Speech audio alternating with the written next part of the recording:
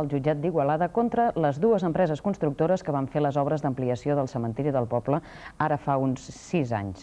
El motiu de la demanda són les esquerdes que han aparegut durant els últims 3 anys als murs del cementiri. En els 3 últims anys, els murs del cementiri de Calaf a l'Anoia s'han anat esquerdant. Les esquerdes afecten la part que es va construir fa uns 6 anys per ampliar el cementiri. L'Ajuntament de la població ha emprès ara accions legals contra les dues empreses que van fer les obres. Últimament hi ha hagut moviments del terreny que han esquerdat el terra i les parets d'aquesta part nova del cementiri, on hi ha més de 200 nínxols. Alguns dels nínxols s'han vist afectats i s'hi pot veure les plaques trencades. Per l'Ajuntament de Calaf, les reparacions són urgents perquè hi ha el perill que s'eslavissin els murs.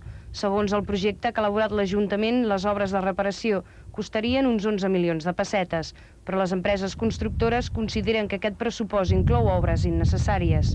A més, les empreses creuen que l'anterior Ajuntament també té la seva part de responsabilitat per haver encarregat les obres d'ampliació.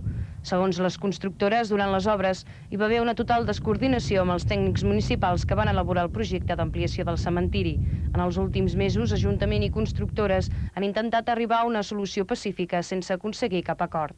Cada una de les empreses diu que ells no són responsables del que està passant, alguna d'elles diu que alguna part hi posarà, però el que sí entenem és que si el poble de Calaf ja va pagar aquest cementiri, ja va pagar aquests murs, no el té que tornar a pagar una altra vegada quan els desperfectes creen responsabilitat d'aquestes empreses, no de la gent de Calaf. No es pot fer pagar dues vegades la mateixa obra.